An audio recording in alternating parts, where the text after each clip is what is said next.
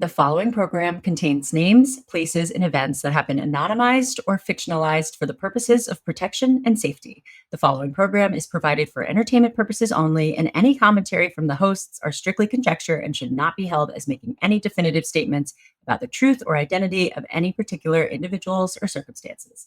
If you or a loved one are involved in an abusive relationship, please call the National Domestic Violence Hotline at 1-800-799-7233 for support.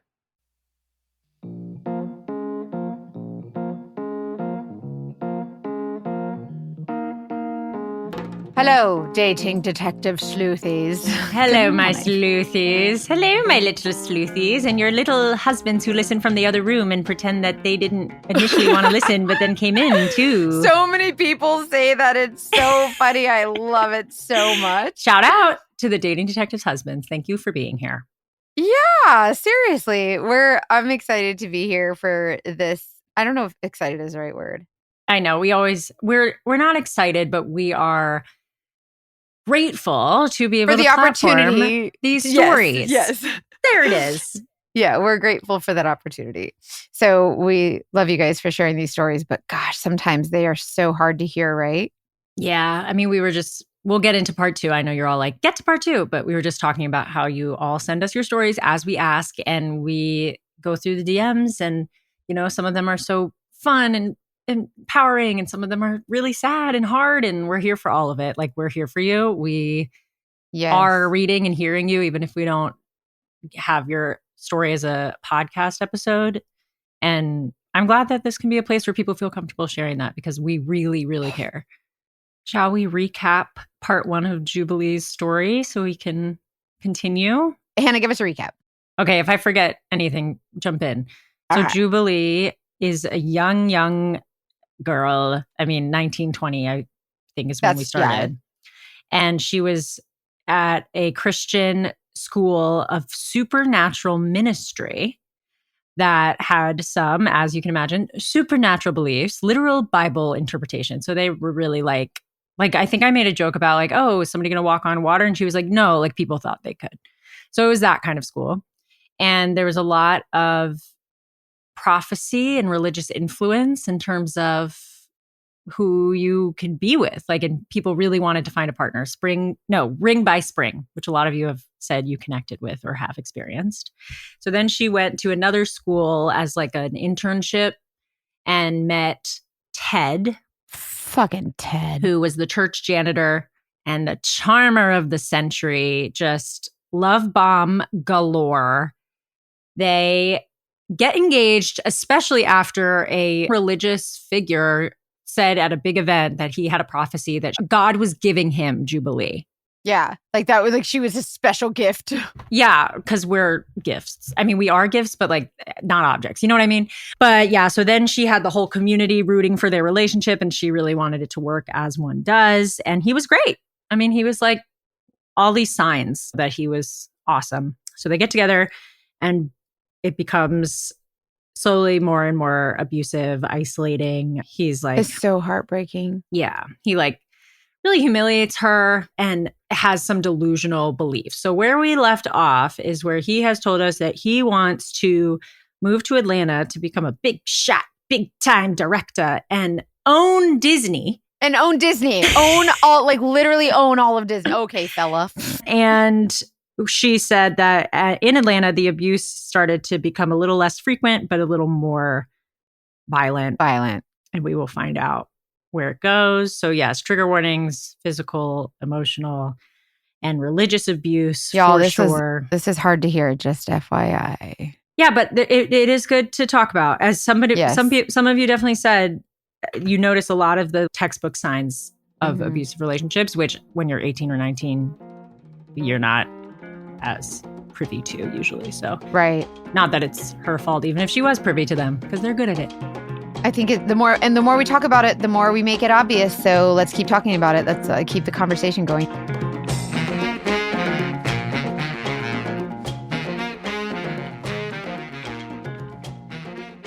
On one hand, our marriage was getting a little bit better because I do think he was feeling more fulfilled, whereas in Texas, he was being abusive maybe every day. And in Atlanta, it was more spurts. So he would be really good for a few weeks, and then there would be a big blow up abusive incident. And when I was in Texas, the abuse was happening more often. But when I was in Atlanta, it was more spread out, but every abusive incident was bad. It was just a lot of highs and lows. Those years are some of the best years of my life, despite everything that I went through with him, just because I made a lot of different friends, but it did add to a lot of tension between us because he didn't like that I was making friends outside of him, course, yeah. the isolation of it all. He was afraid that I was going to turn liberal, which unfortunately for him I did. No. But it was definitely a thing. When we were living in Atlanta, I had started seeing a rheumatologist, and they ended up deciding to do a sleep study on me, and they found that I was being quote unquote disturbed 10 times an hour. So I was getting out of deep sleep 10 times an hour, and I was just not getting any good rest. So I would wake up in the morning and feel like I got hit by a bus, and I was just constantly in pain. So after I did the sleeping study, they ended up putting me on a sleeping medication. That way I could try to get sleep at night. And it was such a saving grace for me. I noticed a huge difference after this. It finally felt like my body was able to rest. And these pills, I had to go to see my doctor very often, and it was something that they tracked. So if I lost them or if something happened to them, I can't just get more easily. And Ted would at times try to use that against me. So there were a couple times where he, during an argument, would take my sleeping pills and he would run to the bathroom and try to flush my sleeping pills down the toilet. So there was one time where I tried to get them out of his hand. He's like trying to flush them down the toilet. And in my mind, he knew what he was doing, which would be if he flushes them down the toilet, I'm going to be in pain for the next month. And he knows that. He knows that that would directly cause me physical pain. So I had tried to get them out of his hand. And then he ended up saying, you like grabbed me. And I'm like, I grabbed the pills out of your hand because you were about to flush my medication, But he had a way of just making me feel absolutely crazy. And that's just a direct way that he was constantly trying to make my fibromyalgia worse. One thing he would do is try to ruin things for me the night before. And this is the first scary incident. I had been working on that stand-in set, and I had been so excited to do that job. And that's one thing with Ted is whenever good things were happening in my life, there was always an abusive incident nearby. So I think I had gotten home really late because I'd been on set all day, and then I had to work at 6 a.m. the next day. And I don't remember what we were arguing about, but I was laying in bed and he ended up charging at me, and he ended up strangling me maybe for, I don't know, maybe 10 seconds or something like that. And he ended up standing up and throwing himself on the floor and crying and saying that he felt like such a bad person. And I mean, at that point, I felt like what he had done could not be undone. I was very much reeling, but I think that that's the first time where I realized, oh, our dynamic is bad, because I think that most people who've been in abusive relationships could probably relate to the idea of like the incident that happens when you realized, oh, this is something different. This is not a normal relationship. Like we have crossed some sort of boundary that you can't come back from. But to see him on the floor crying, there was this sense of me wanting to love him in a religious way, love him like Jesus would love him. I see this broken man on the floor, and I feel like it is my job to tell him that he is not such a bad guy. And in a way, I think that the church groomed me to be that way, because when I was at Bethel, everybody has a different sector of ministry that they're interested in. You have people who are wanting to do children's ministry, youth ministry, people who want to live overseas. And when I was at Bethel, I had truly thought that it was my calling in life to love the unlovable. So the worst of the worst people, the people who are committing the worst crimes. I don't know where I got this idea, but in my mind, I had it that this was my job, that I was going to love people who don't deserve it. So when I found myself in this marriage to Ted, and he is abusing me, it almost felt like I needed to walk the walk. Like, here I am in this situation where I am with someone who is truly in the wrong and truly unlovable. And this is my chance to prove that I believe in forgiveness, that I believe in grace. And I felt a heavy burden to do that and to love him through it. Because I just saw him as a child, to be honest. You know, he's on the floor crying, and I was just like, oh, he's so vulnerable. He's so sad. You know, he feels so bad. And I really let myself go there mentally. So that night, we ended up staying up really late, me telling him that it was okay. God, I'm so sorry. That must have been so fucking scary. It was, you know, and I felt he did it, and I was just so in shock. How long were you together at this point? At this point, we had been together maybe 2 or 3 years. So we had been in Atlanta for over a year at this point. So I ended up going to work the next day, and I kept it together for the most part. But I think that that's the first time when I really thought, you know, I'm either going to have to get divorced, or I'm really afraid that he is going to end up killing me. Oh my God. Because this is around the time that the Chris Watts situation happened. Oh, Chris and Shanann Watts. Yes. There was a situation where this man killed his children and his wife and had strangled her.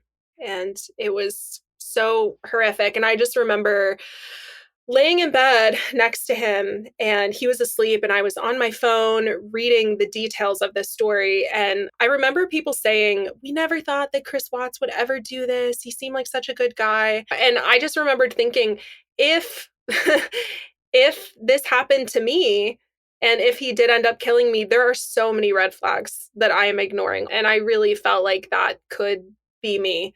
That's when I started to hide knives, and I started to be really scared that it could go further, because obviously it feels like another level of abuse to go from somebody hitting you with a jacket to someone doing something that violent. So in my mind, it felt like everything was on the table now. Nothing would be too far gone for him to do. And I was also just reading a lot of stories on Reddit. I would come across stories about Chris Watts and other really abusive situations, and it really got me in my head. And I would talk to him. I would tell him, like, I'm scared of you. I'm scared that you're going to kill me someday. And he would say, you need to stop reading so much stuff. You're stressing yourself out, you know? And, you know, I almost like gaslit myself into being like, maybe I'm just on the internet too much. Maybe I'm chronically online, you know, and maybe I am being dramatic. But that's when I started to get really scared. This episode is sponsored by BetterHelp. You guys, the holidays can be super, super stressful. There's just so much going on. And I have ADHD, and there's so much going on in my brain at one time. So the holidays makes it even worse with like all the shopping and all the things that I have to do, and the food and the organization and getting together with family and making plans and all of these things. And BetterHelp has helped me to put all my thoughts into little individual buckets so that I can sort them better and kind of quiet my head just a little bit.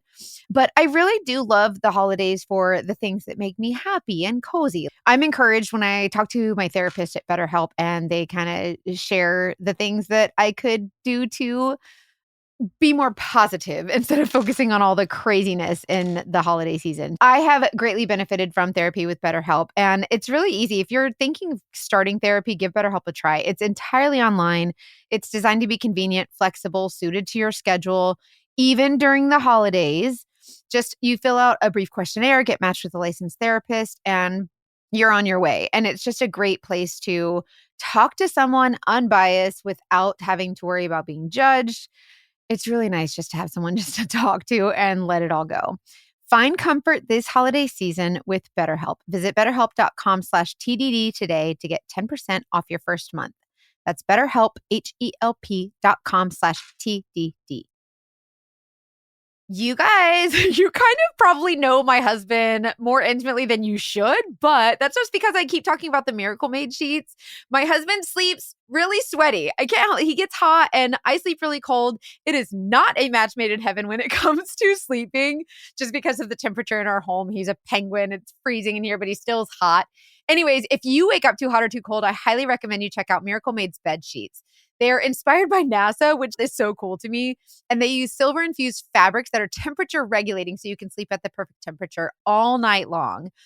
Also, you guys know I'm a beauty, skincare, makeup junkie, and I'm all about cleansing your skin. And when you sleep on traditional bed sheets, they can harbor more bacteria than a toilet seat, which can lead to acne, allergy, stuffy nose. It's just gross. Like, let's just, it's gross. Miracle Made offers a whole line of self-cleaning antibacterial bedding, like the sheets, pillowcases, comforters, and they prevent up to 99.7% of bacteria growth and require up to 3 times less laundry. You're welcome. The Miracle Made sheets are also luxuriously comfortable without the high price tag of other luxury brands, and they feel just as nice, if not nicer, than sheets used by even some of the 5-star hotels.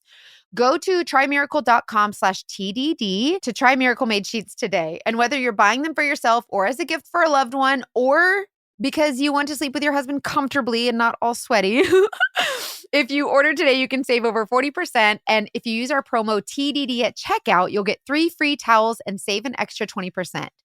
Miracle is so confident in their product, it's backed with a 30-day money-back guarantee. So if you aren't 100% satisfied, you'll get a full refund.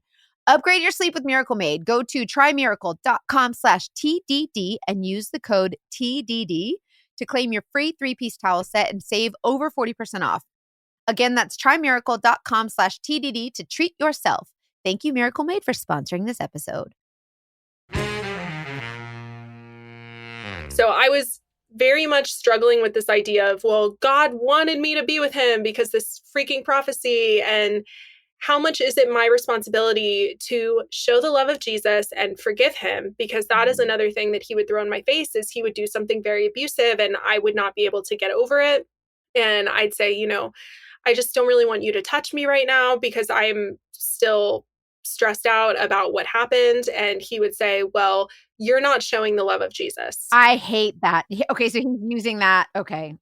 Yeah, it was a lot of religious abuse, a lot of, well, God says to forgive 77 times 7, and I'm like, well, it does say that. So I guess maybe I should try to get past it. But that was just a very dark time where I ended up feeling really suicidal. Like, I didn't know if I was going to be able to continue on with how things were. And I hate that you felt that way. I'm so sorry. Thank you. It was hard, and I hadn't told my family because I was still trying to protect him.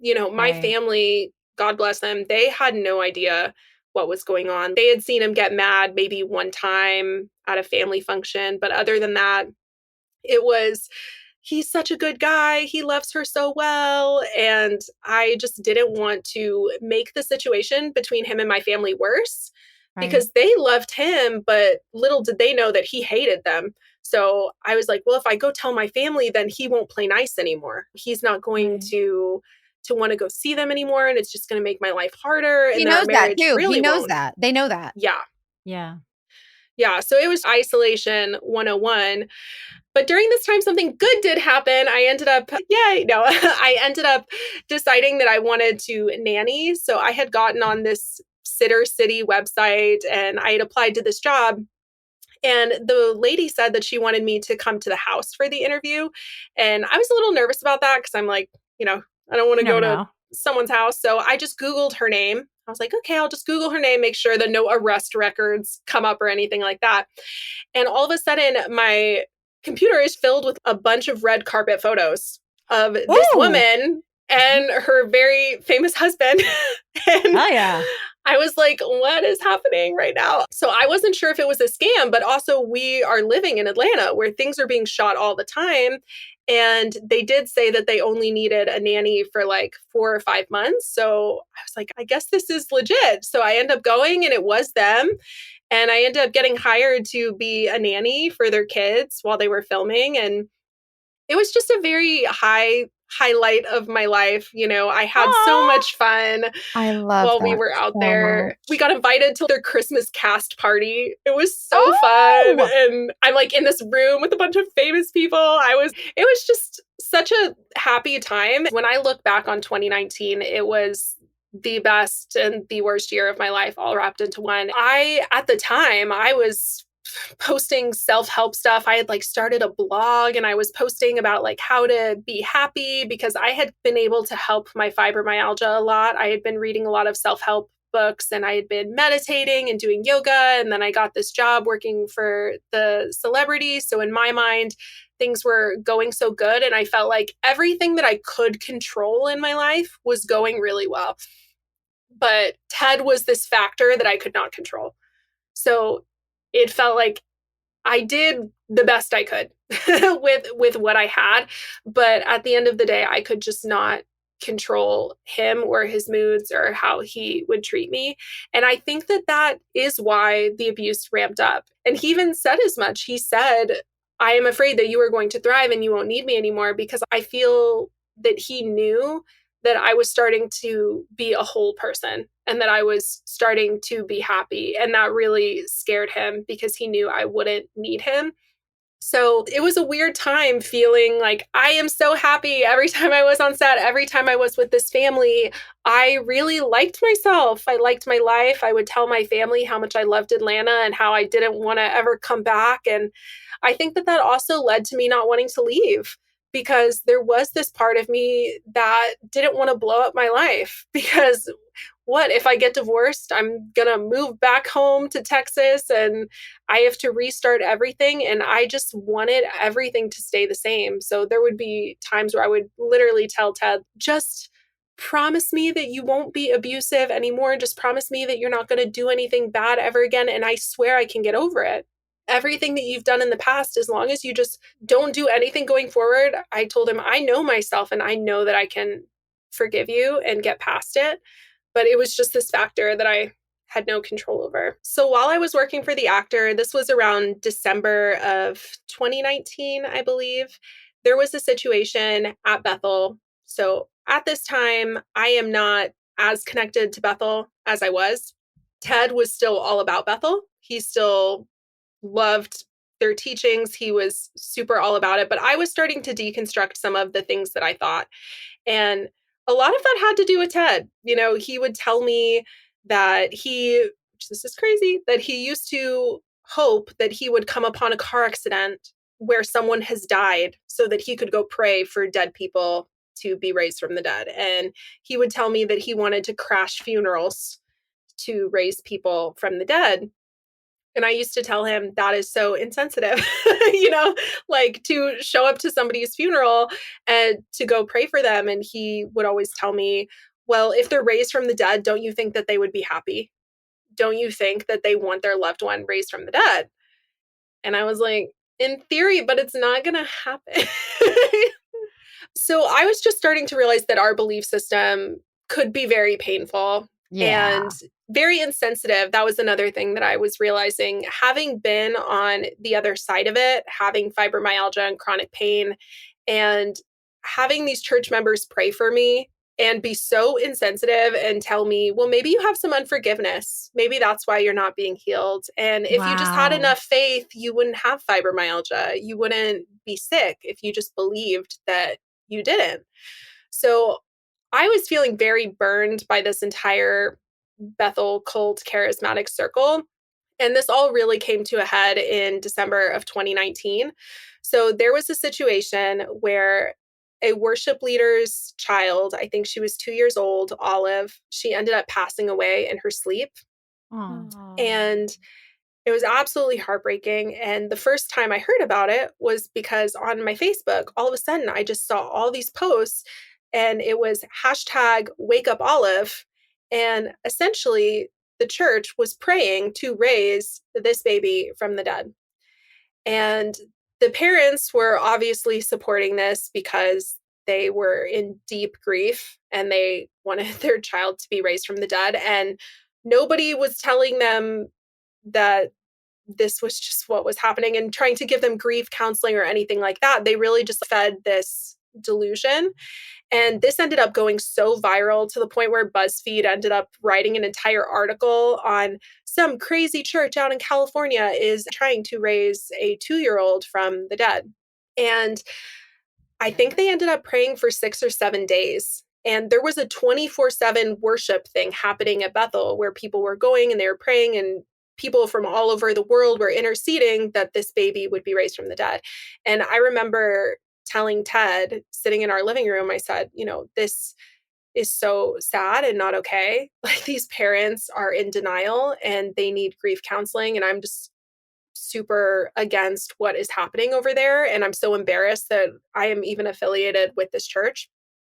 And he ended up coming at me and telling me that I was the reason that Olive was not going to be raised from the dead. Oh my God. He was like, your lack of faith is why Olive is not going to be raised from the dead.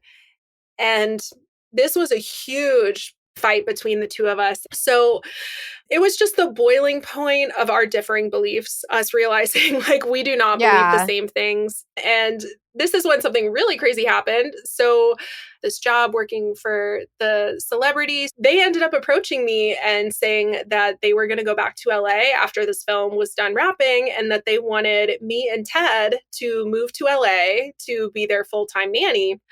And in my mind, I'm like, this is best case scenario. He has been wanting to get his foot in the door. And the actor had even said, I will get Ted on sets. I will get him connections in the industry. If you guys move out to LA, I can at least get him some production work, despite the fact that he was so underqualified. He had never worked on a set ever. It's so funny that he moved to Atlanta to do it and then like didn't do it. Like he didn't work on sets. Well, no, and he really didn't. And I used to tell him, you have to go to these networking functions. There was one thing that always happened on Monday where a bunch of people in the industry would go and network just at this bar, and anybody could go. And I used to tell him, you should go. And he never went. Like, it was this dream that he did nothing to pursue. Not one thing did he try to actually do anything to make it happen. So I'm pitching this to Ted. They ended up writing me a whole proposal on how much money they would give and a relocation fee and all this. And Ted said that he didn't know if he wanted to do it. And I was so taken aback. Like, what do you mean? This has fallen into our lap. We are so lucky. This is everything you've ever wanted. And he said, I'm afraid that if we move to LA, you will thrive and you will not need me anymore. Okay. And that you will leave me. At least he's aware. So self-aware. So self-aware about his awfulness. I mean, I was going to say he probably doesn't want to go because you're the one that was succeeding and getting the connection. It's not his 100%. Accomplishment. I think that was a part of it. And just his pride didn't like that I was the connection to set it up for him. So we decided that we were going to shelve the conversation because I had a race coming up at Disney and my fibromyalgia had been getting better. So I had started running and I was going to run my first half marathon. And that's incredible. Thank you. Especially with chronic illness. I mean, congratulations. Yes, thank you. And I was like, I'm going to run through the pain. And I was so proud of myself. It was this big thing that I had really worked for 10 months. And I was going to go run this half marathon at Disney World with my cousin. So we decided that we were just going to shelve the conversation until after our vacation. The actor had agreed to give us time to think about it. We end up going to do this race. And this is the pinnacle of everything that I have been working towards. I really feel like this is a victory lap in my battling fibromyalgia. I still have pain, but I at least feel like I have worked my way through this. So we end up going on this trip with my cousin, and my cousin Alan was going to run the race with me, and Ted was just going to watch his young son. So it was the four of us on this trip, and immediately the vibes are just off. The vibes are bad. And there was just some weird tension between Alan and Ted. And it was all on Ted's part, and I think that there was just this weird like macho vibe going on. No matter what we wanted to do or anything we would suggest, we would say, hey, Ted, should we go ride this ride? Ted would be like, no, I don't want to do that. Let's ride something else.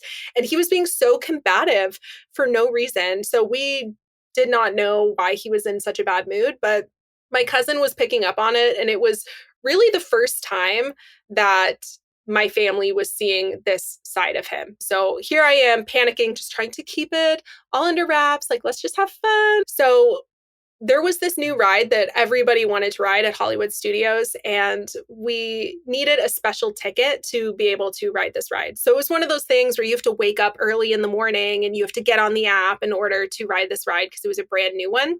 So Ted said that he was going to handle us getting these tickets. So he wakes up and then he ends up telling us that he wasn't able to get tickets for everybody. He was only able to get tickets for himself. What? Just one ticket. What? He said they ran out. They ran out and he alone is the person who can ride this ride. And he said, honestly, sorry. Fine. Go. Yeah. Leave us alone. Let us do our thing. And we're trying to be chill. So we're like, okay, we were such good sports about it. Honestly, we were like, have so much fun. So we end up sitting in the parking lot of Hollywood Studios so that he can run in. And it still took over an hour, maybe an hour and a half. And we're sitting in this car just waiting for him to ride this ride. So he comes back in and he said it was a lot of fun. So later that night, I have my race in the morning. And these races start so early. They start at, I think, like I had to wake up at 7:30. I think like 5:30. And you have to, I had to wake up at 3 a.m. for this race. Oh my God. Because the race has to be practically finished by the time they open the parks. Oh, because it's Disney. Yeah, you're running through the parks. So yeah, I'm like, I need to go to bed early. My plan was to try to fall asleep by like 7 p.m. because, we're just trying to sleep. And that night, I'm laying in bed, getting ready, and I tell him, I'm so bummed that we weren't able to ride that ride. It sounded like so much fun. And he looks at me so serious and says, well, actually, you could have ridden it. I just chose not to get them for you guys. And I'm like, what do you mean? What do you mean we could have ridden it? And he said, well, there was an option in the app to add everybody, and I just didn't add you. Ew. Yeah. So, what's your point, sir? Yeah. So this ensues a huge argument where I'm like, what do you mean? That's like so insane. We were sitting in the car and we thought that we couldn't ride it. And I was asking him, like, please explain the thought process behind that. Like, why did you do this? And he just wouldn't answer any questions about this. So after arguing and getting nowhere for maybe like 30 minutes, I was like, okay, well, I just need to go to bed. We are not going to make up, because he wasn't apologizing or anything. And he would not let me go to bed. He said, we cannot let the sun go down on our anger per the Bible. So we have to stay up and work on this. So he proceeded to fight with me till 1 a.m. He would not let me go to bed. Ew. This is so abusive. Yeah. The sleep deprivation thing across the board. So real. And and ruining events. Like, abusers love to ruin events for you. And make it about them. Yeah. Mm-hmm. Yeah. So he starts threatening my cousin, because I said, well, my cousin would protect me. I said, please don't hurt me, because it was escalating so bad to where I thought maybe he was going to attack me. And I said, well, my cousin's here. He would protect me. And my cousin was in the other room and had on white noise. So he was already asleep and didn't hear any of this. And Ted's like, well, I'll beat your cousin up, and it was just so terrible. So we end up going to bed at like 1 a.m. I get 2 hours of sleep and I do run the half marathon. And hell yeah. It was honestly the best. Like, this was such a traumatic week, but my cousin Did you cry while you're running? So much. I have had that experience too, where you're just like so proud of yourself. Oh yeah. Like sobbing at the finish line, just on cloud 9. And when we ended up getting to the finish line, Ted seemed happy for me at first. He had been texting me during the race and telling me he was so proud of me. And he seemed happy at first. But by the time we got to the car, he was like overhearing about the race. It's been like 10 minutes. Okay. He's overhearing about the race. He doesn't want to hear about it because he feels left out. Yeah. That he did not run this race. Wow. This guy. An awful partner. Terrible. So this just continued on for the rest of the trip. But on our last day of the trip, we decided that we were going to go to Animal Kingdom to eat at the Yak and Yeti restaurant. So I was so excited. I had done a bunch of research on the different places to go, like Disney Food Blog. I was very excited. Oh. And I decided to get the Kobe beef burger because at this time I wasn't a vegan. I like stopped being a vegan for a bit. I was like, I should clarify. No, I ended up getting the Kobe beef burger because it was recommended. And my cousin ended up getting like the tikka masala. And then the food came and my cousin starts dropping hints. He says, oh my gosh, your burger looks so good, Juby. It looks so yummy. Like we all have that friend who just wants your food, you know? Like, wow. I am the one who wants everybody's food. Valid. So I was like, would you like a bite of my burger? Because he was just dropping so many hints. So I didn't give him my burger for him to bite on it or anything like that. I took a fork and a knife and I got a piece of my burger and I just gave it to my cousin. Now, this is where things take a turn because this set Ted off. All of a sudden, he is crossing his arms and looks really pissed, barely touching his food. He looks so angry. And I was like, what is going on? And making it obvious so that you know he's pouting. Yeah. Yes. Like making all the noises. And me and my cousin, we're just like awkwardly trying to keep the conversation going. And we're trying to pretend like everything is fine. But it continued like this the entire rest of the meal. And at this point, I had no idea what was wrong. I didn't know if it was something in our conversation that had upset him. So we end up getting the bill and my cousin Alan goes to the bathroom and the waiter had came and gave the bill. And he was so flowery to this waitress. He was like, thank you so much. The food was so good. It was like something flipped and all of a sudden he was so nice again. So when she left, I was a little sassy. I said, so you can be nice to the waitress, but you can't be nice to your wife? Because I'm like over it. I'm like, that's what is up with this? Yeah. So he explodes on me and he tells in the middle of this restaurant, tells me that I disrespected him as the man at the table by giving a bite of my burger to my cousin first. And that I should have offered it to my husband because he is the man at the table. Okay, guy. And I was just like, you have got to be kidding me because I had been trying to figure out why he was upset and that had not even crossed my mind. So we end up leaving the restaurant. We pay and my cousin's still in the bathroom.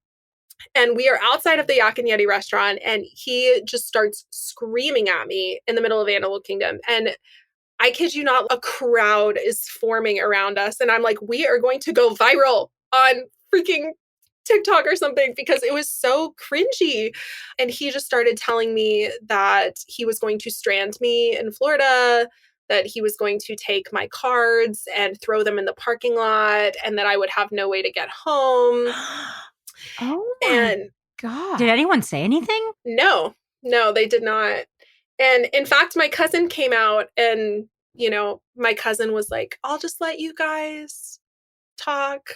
And he kind of went away. So I was just there with Ted. And eventually things calmed down a bit. Like we parted for maybe 10 minutes and then we came back together. And in my mind, I was just like, I am going to just try to put a Band-Aid on the situation because I was so embarrassed. I don't like to fight in front of people. In my mind, this is like Michael and Jan from The Office dinner party I vibes. do know what you're talking about. You know? Yeah. I'm like, I do not fight in public. I just thought it was so horrible. And I think that this was the first time when I realized that I couldn't keep this a secret anymore. It, in a very public way, had blown up in my face and I had a family member witness it. So I really had to address it in some way.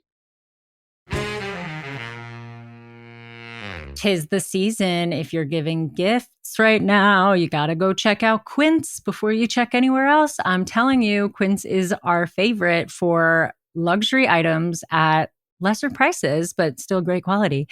Seriously, I go to Quince for most things. Quince lets you treat your loved ones and yourselves to everyday luxury at affordable prices. Here's how it works. They are a place that sells clothes mostly, but like shoes, bags, accessories. They also have travel accessories, which I've totally bought. And they partner directly with top factories and then cut out the cost of the middleman, which passes the savings on to you. I have a crossbody bag that I wear every single day, and it is the same exact bag as a luxury version. And I know that because my mom had it and my brother's girlfriend had it. And I looked at it all the time and I was like, I'm going to get that. I'm going to get that. Then I got the Quince version.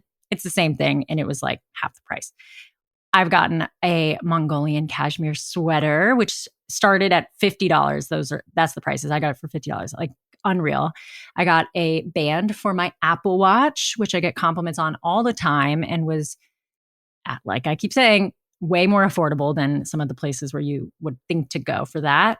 Got my boyfriend a gift. He wanted a very specific like travel dop kit type bag, and they had it and it was great. And they have like silk skirts, very good basics, like any kind of basic clothing item is there. Quince is also on the nice list. They only work with factories that use safe, ethical, and responsible manufacturing practices. They've got 14-karat gold jewelry, Italian leather handbags, European linen sheet sets. Oh, I didn't say sheets. I actually haven't looked through their sheets. Well, I know what I'm doing after this. And they use premium fabrics and finishes for that luxury feel in every piece. So gift luxury this holiday season without the luxury price tag. Go to quince.com/TDD for 365-day returns plus free shipping on your order. That's QUINCE.com/TDD to get free shipping and 365-day returns. Quince.com/TDD. You guys know I'm a private investigator, which means I happen to know the information that is out there on the worldwide interwebs that anybody has access to. And so we're going to talk about Delete Me. I want to talk about Delete Me because I feel like you guys could really benefit from it. Privacy should matter to you as it does to me. And if you've ever been a victim of identity theft, or if someone has harassed you, or you are just worried about the information that's on the internet, which is a lot of it. And I know you might not realize this, but it's your name, your contact information, social security number, home address, information about your family members, people that you are associated with. I hear Hannah. She's like, oh my God. I'm thinking about this pastor that prophesized all this information about our guest today. And I'm like, that was all available on the interweb. That's what I'm saying. So all this information is compiled by data brokers and it's sold online. And that's how they make a huge profit off your data. And it is a hot commodity. Information on you is a hot commodity. And you think, oh, no one cares about me. Yes, they do. Anybody can be a victim. Anyone on the web can buy your private details. This can lead to the identity theft and the harassment and unwanted calls and all of these things. But now you can protect your privacy with Delete Me. I exist publicly. I'm on social media and I'm a private investigator. I am hyper aware of safety and security online. That's why I personally recommend Delete Me. It's a subscription service. It removes your personal info from hundreds of data brokers. And all you do is sign up, you provide Delete Me with exactly what information you want deleted, and their experts take it from there. They send you a regular personalized privacy report, and it shows what info they found, where they found it, what they removed.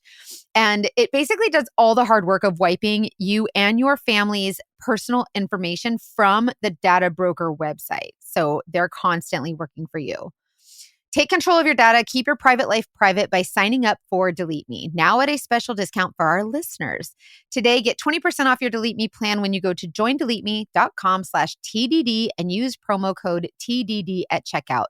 The only way to get 20% off is go to joindeleteme.com/TDD and enter code TDD at checkout. That's joindeleteme.com/TDD, code TDD.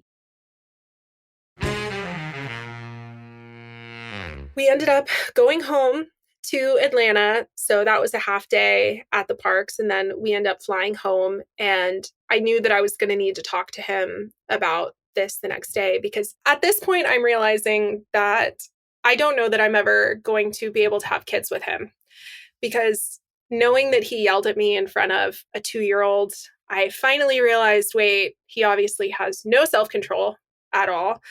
And I ended up bringing up these concerns to him. So it's the next morning and I'm telling him, I am really concerned that you were able to yell at me in front of a child. And I just want to know, would you ever yell at me in front of our children? And he ended up saying, if you deserved it.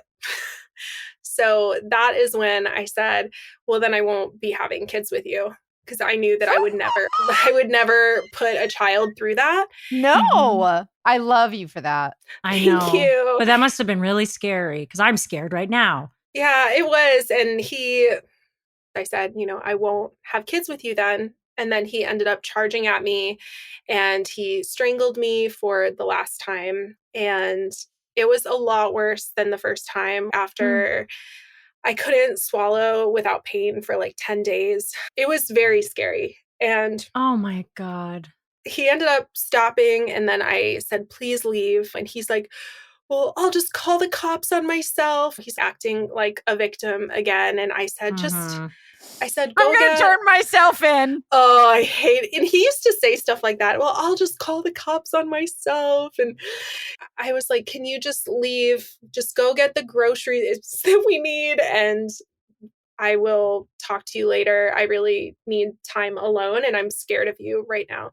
So he ended up leaving. And this is the first time that I really realized that I just didn't feel like I could call anybody in my life. I didn't feel like I could call anybody in my family because I knew once you say something like that, nobody is going to let you stay with them, or they're not going to support it and they're not going to probably play nice with them. So yeah, I ended up calling the domestic violence hotline.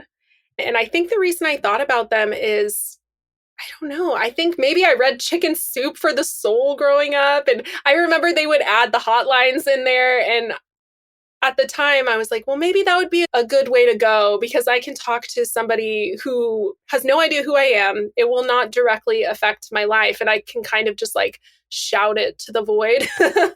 And It completely changed my life. I cry every time I talk about it because I was just alone in Atlanta and I ended up calling and I got through to this lady and it wasn't even like the most life-changing conversation. Like she was just there for me. And I was sitting in my kitchen looking at the walkway to make sure that he wasn't going to walk up because I knew he'd be so mad if he knew that I called him.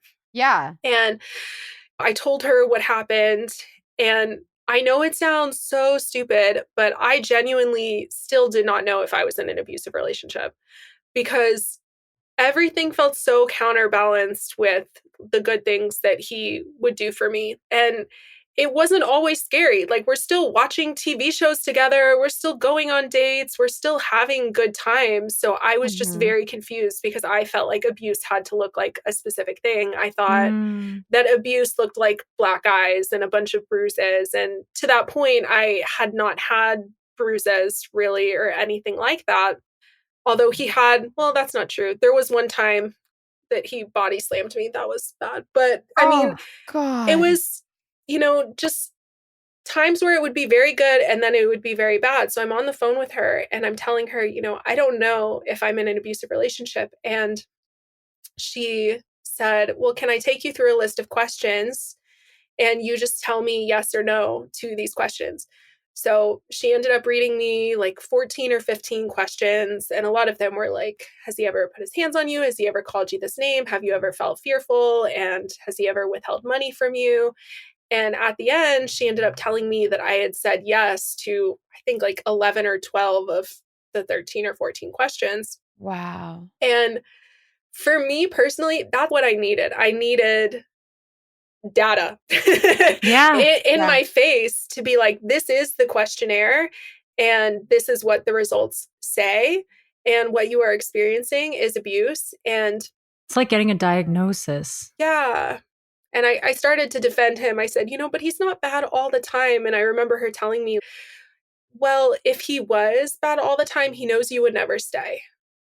And that really hit me. It made me realize how much of this is just a show to keep me here. And I wish that I could talk to that domestic violence hotline person because I ended up hanging up on her because he ended up walking up the path. And no. I said, I have to go. He's coming back. And I hung up on her. And I wish that I could tell her what a difference she made. And, I have shared a lot about my story on TikTok and stuff. And it's been really cool and healing to see comments from people who work for these hotlines. And they were saying, I love hearing your story because I worked with these hotlines for years and I genuinely never know if I'm doing anything for any of these people. Wow. Yeah. You don't think they're not like staying with your case. Yeah. Yeah. They can't follow you. It's anonymous. So they have no way to know if they made an impact, and that lady, I was probably just one of many, many calls she took that day, but she completely changed my life.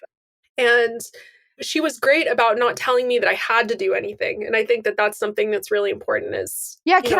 Is it okay? I don't know how much you're willing to share, but I would love to know when you called, if you're comfortable with it, what you said or what you shared and how she responded that made you feel comfortable.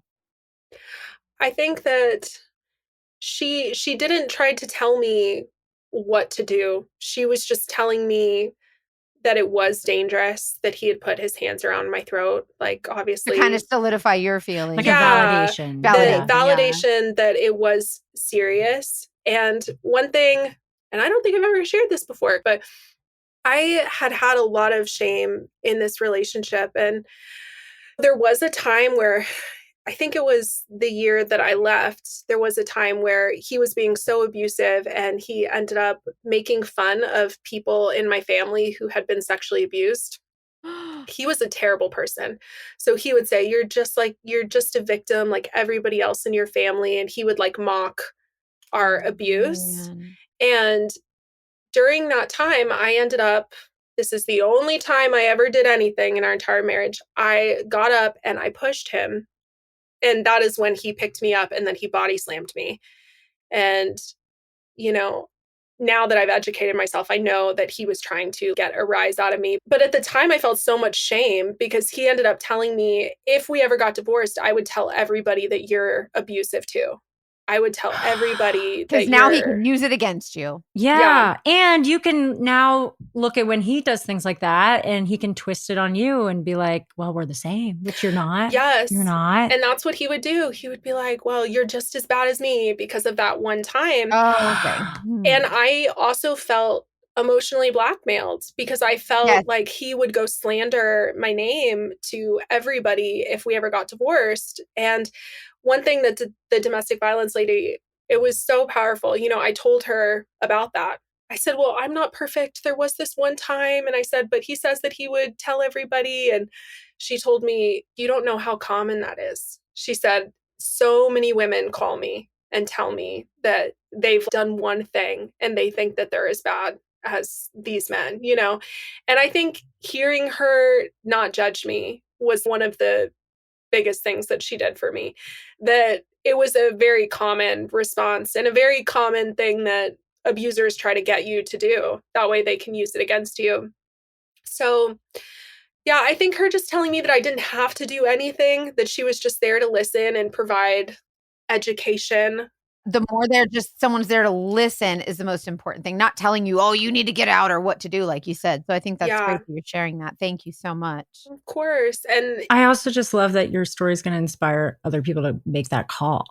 Thank you. I love the domestic violence hotline. I talk about them all the time because, what I love too is it wasn't, not that there's anything wrong with having an emotionally charged, beautiful conversation, but it wasn't even all that. Like, honestly, like we didn't hang up the phone being best friends or like feeling anything like that. It was just, she was exactly what I needed at that time. And she was there for me, and I ended up calling my mom and they all had the perfect reaction, which this is just, I got lucky because none of them knew how to respond or the right ways to respond, but they just did it naturally. And they all told me that I just needed to come home for a little bit. They said, maybe you can come home, just get some space for a while. If you guys want to go to counseling later, you can always do that. But the first step is to come home. And wow. So they weren't like, leave him immediately. And I think had they been like, leave him immediately, I would have gotten really defensive because when you're married, especially in these religious circles, it's so like, you're supposed to be team your marriage. Yeah, you know? yeah. We are on an island. And I really felt like I owed him protection of his image. And I think the thing too is a lot of people, they're like, well, why didn't you say something sooner? That's such a common question. Like, why did these women not say anything sooner?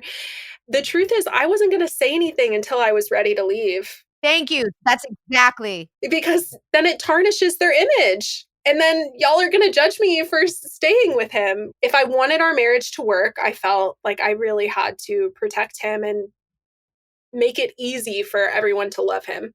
The night that he had strangled me for the first time, I did tell him that if he ever did that again, that I would leave him.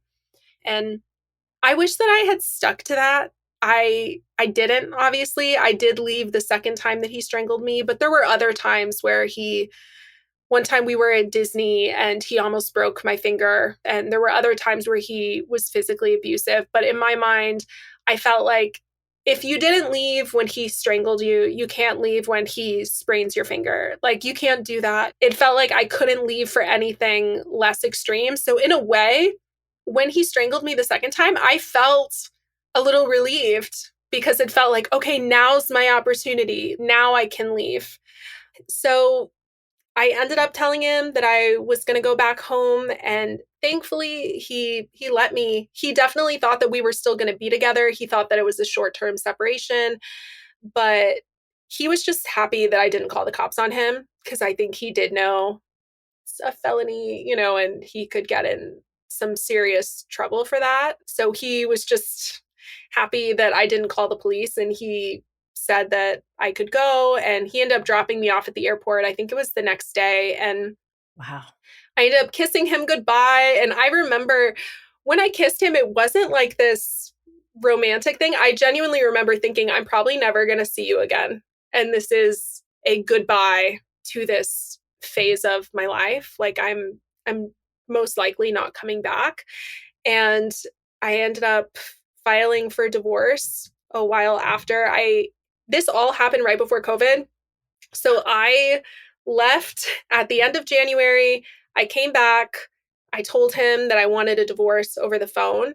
And he ended up, sobbing, trying to get me to change my mind. And when I told him, like, hey, I'm not changing my mind, he immediately stopped crying. So I think he was he was trying to use laying it on. Yeah, he sure was. Yeah.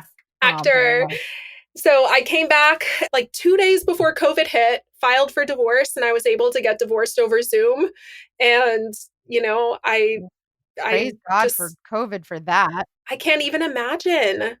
Yeah, I lucked out with the timing so much, and I just feel so thankful. And maybe God's plan did. No, I don't. No, maybe I still find myself over spiritualizing everything. I mean, it's. I get why it was so easy to do that throughout the whole thing, because it is so easy. Because you want to believe good things, and you want to believe that somebody's looking out for you, and you don't want to believe that this is part of it. Can I ask a question? How do you feel about religion now as a whole? Has what he has done kind of turned you away, or are you like, no, this is still my experience and he is still my experience? My relationship with religion is very different, but it was already kind of going that way when I was in my relationship with him. I do still consider myself to be a Christian, and I credit a lot of that to my now husband. I am actually remarried. I love it. Yeah, I ended up meeting my husband very shortly after, and we dated for 2 years, and then he proposed. So we have been together 4.5 years now. And one thing that he has been huge on is that he has really saved my relationship with God in a lot of ways, because being able to be with somebody who he has no religious trauma. He is Catholic. He didn't believe any of the crazy things. He was not in this culty sector. And he's very much the type of person who's like, well, I love God and God loves other people, and that's it. Like, his faith is super basic. And I needed that. I needed something uncomplicated. So honestly, I hate talking about theology. I'm not interested. Not interested in being in ministry, not interested in any of that. And being able to be with my husband, he's like such a liberal man feminist, and seeing that he loves God and that's okay, that he can take the good of that. Like, yeah, he just loves people in a real way.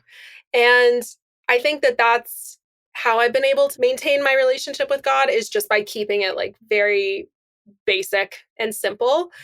But when I did leave, I think talking with him about everything that had happened was the first time I realized that I had been in a cult. Because talking with him, his name's Brandon, but talking with Bran and just telling him like everything that I went through, all of these crazy things that Bethel believed in, believing you can live forever and raising people from the dead and all of that, it sounded so crazy coming out of my mouth. And it was the first time that I realized, like, wait, I'm insane. Like, or wait, the culture that I have been a part of for so long is very interesting and it's not the norm. I'm imagining you going back and forth on like the differences in your services and whatnot. And he's like, yeah, nope, that's actually not every Christian. No, and like Bethel, they would do like these things called fire tunnels where people are on the floor and they're like manifesting in the spirit. Like it was weird, and it was a very strange experience. And going to his Catholic Mass has been very healing because it's so simple and it's so chill and I really enjoy it. And I think just saying all of those things out loud, I started to realize that this was not real, like the cult that I was involved in. And that leads me to when I ended up getting on my phone and I started to Google this prophet. So the original prophet that the said OG Jubilee prophet. Okay, so what happened was. So the OG prophet had been so highly respected, but I was still trying to rationalize, like, how do I rationalize that with my experience of I married someone who literally almost killed me and it was supposedly God's will. So I Google him and a bunch of articles come up on how he is a con artist, of course, who gets all of his information off of the internet and Facebook. And looking back, I 100% know that my relationship with Ted was public on Facebook. The fact that I worked at Tomato Pie Cafe was also on Facebook, and that there was nothing special at all about anything that he said. And there are so many stories of people saying, like, there was one woman, she said that she had gotten called out and he was like, I see that you have 4 children, but she actually had 5. And one of them just wasn't on her Facebook. Oh my God. Yeah. That's hilarious. Like she realized there's no trace of my one child on my Facebook, but he was so sure that I had 4 children. And he's been called out by even Bethel. Apparently Bethel no longer associates with him, and a lot of other people in these ministry circles, they have called him out for being a con artist. And he still has over 200,000 followers on Instagram. Like people really love this guy. And I was like, oh my gosh, I just had so much of my public stuff on Facebook. I didn't realize. So I think the first time I realized that is when I finally realized that none of this was God's will ever, that this was all just a con. And I unfortunately fell for it because he just had such a stamp of approval from everybody in the circle that I had no reason to second guess him at the time. But obviously it just is absolutely crazy. When I looked up the prophet and realized that he was a con artist, and I was finally seeing so many stories that sounded like mine, I didn't feel angry until later. I think that came later. My initial reaction was relief, because to that point, I still thought that this prophecy was real. And I remember my therapist, she was amazing because she's having to work with me where I am in this very culty mindset and I'm still trying to figure out what I believe. And I remember telling her about this prophecy and, saying that it was God's will and I don't know how to leave when this was God's will.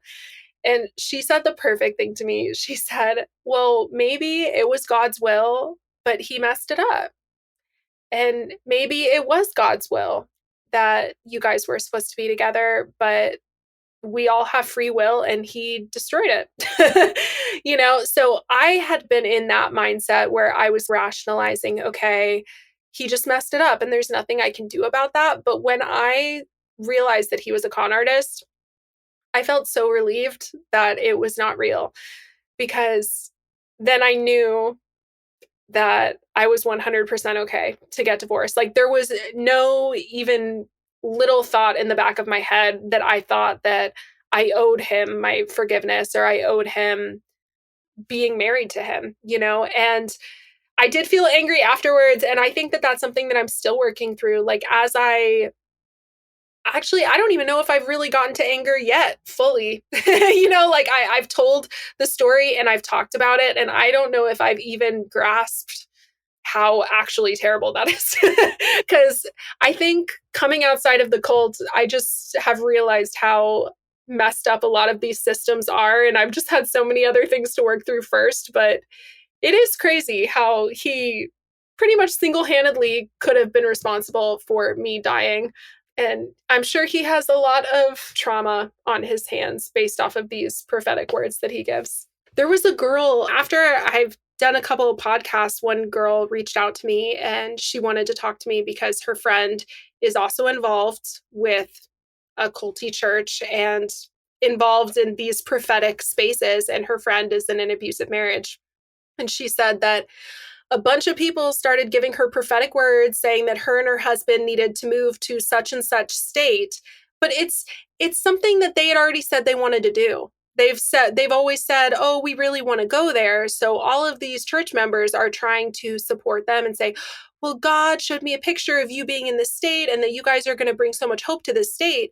And her friend now feels like she cannot get divorced because she has received so many prophetic words that her and her husband are going to bring change in this area. And it's like, even if you think it's harmless, even if you think you're just affirming what somebody has already decided, you have no idea what is going on behind closed doors. And people take those prophecies very seriously. Like, I have had people ask me, what do I think about prophecy now? Do I think that God speaks to people? And I don't know. All I know is I hate it. I don't think anyone should ever do it because I just think that there's too much harm to be done in that space. So where my life has been is, I am remarried. I'm back out living here with Love family. That for you. Yeah. You live near your family still. Okay, good. Yeah, near family. And I've also just been posting a lot about domestic violence and doing that sort of work online. And post-divorce, my thoughts on Ted had just been that he was an angry man who could not control his emotions. I was not thinking, a toddler. Yeah, like I wasn't thinking he is this crazy, horrible, insane con artist or anything like that. I'm just thinking he, was a man who couldn't control his emotions, and I'm thankful that I walked out alive. Well, I ended up finding out because I did some podcasts and was posting some stuff, and I started to really look back on my relationship with Ted during this time just because I had been talking about it. So it was like front of mind. And I thought about how he had dated that girl, Sarah. Yes, Sarah from the coffee shop. From the coffee shop who I had met. So he had always told me, which red flag, guys, he had always told me that she was absolutely insane. He said, Sarah. Red flag, they called her ex crazy. I did not know that that was a red flag at the time. I mean, I was young. Yeah, you were like 19, right? Yeah, like 20s. So at the time, I was just like, oh, that's a bummer. And he said, well, she was totally crazy. And she had told me during an argument that I was a coward who would never amount to anything. And at the time, I was like, wow, what a terrible thing to say to somebody, So my opinion of Sarah was not that high. I did not think that she was great. So I had never reached out to her. But after having read books on domestic violence and stuff like that, I was like, I really wonder what Sarah's side of this story might be. And she had ended up friending me a couple years ago on Facebook. She never said anything, but she had been liking some of my posts with my husband. So I was like, okay, well, she's open to knowing me, so maybe I should reach out. So after like a glass of wine, I decided to reach out to her. And why not? I was like, liquid courage. I said, hi, I was just wondering if you would be interested in telling me your side of the story with Ted, just because I've always been curious. And she was like, I would love to talk about that. I would love to tell you what happened. What did she say? Okay, this is where it gets crazy. She says, where it gets crazy. Oh, boy. Yeah, what are you talking? I need emotional support, Andy. We're gonna go on a roller coaster. No, she told me that they had actually been dating up until December. So remember how I said that they had broke up during the summer? No, they had been dating that entire year. And she actually said, I don't actually know if we were dating him at the same time. She said, I think maybe we were. She said, best case scenario, he broke up with me to get with you. So she said that when I came to town, and when I had moved there from Bethel, he would always ditch her to come and talk to me. So at the church, whenever I would walk in the door, she said he would leave my side to go talk to you. And I don't remember that, but I mean, I believe her because he did come and talk to me. And apparently he was just extremely disrespectful to her and really was not being a good boyfriend. Yeah. Now, she told me that the month before we got together, he was house sitting for a family friend and was watching their dog, and that he had invited Sarah over to hang out with him while they were house sitting. Now, I know this to be true because I remember returning the key. Like, he had house sat for these people a few times, so I know exactly what family she is talking about. And she told me that while she was over there, in the middle of their conversation, completely out of the blue, he attacked her, jumped her to the ground, and tried to sexually assault her. Oh my in this house. And she said that she was able to get away and get to the bathroom. And then he eventually calmed down and she came out. And after this happened, she went straight to the church leadership the next day. And she told him, Ted attacked me and this is what he did. So she tells them what he has done and they did not believe her. No! Yeah. That's heartbreaking. I wish I was surprised. Yeah, right? And essentially, they just believed him because he was such a prized person in this ministry. And a man. And they demoted her in the ministry. She was kind of getting to a higher place of the leadership, and they ended up demoting her. And not only that, but people want to ask why women don't come forward. I know. This is why. Yeah. And they did not warn me, which is absolutely insane. Like, looking back on it, I am so furious. And this is all fresh information for me. I mean, I just found this out probably in September. The fact that they knew that he had these assault allegations against him and nobody thought to say anything to the 20-year-old he is trying to date. It is so disgusting. And she has just been carrying this for a very long time and was very ready to tell her story, to the point where when I went on a couple of podcasts this year, and she said that on one of my podcasts, she sent it to the church leadership this year. And she said, look, I was not crazy. This is what he ended up doing to Jubilee. And some of the leadership did write her back and apologized. They said that they were sorry and that they were blinded by Ted, but some of them have still left her on red and have never given her an apology for not believing her.